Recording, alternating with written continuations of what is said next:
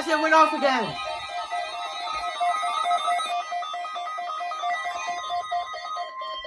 This is a test of the National Weather Service weather radio warning alarm for the WXL 51 listening area of Northwest Ohio.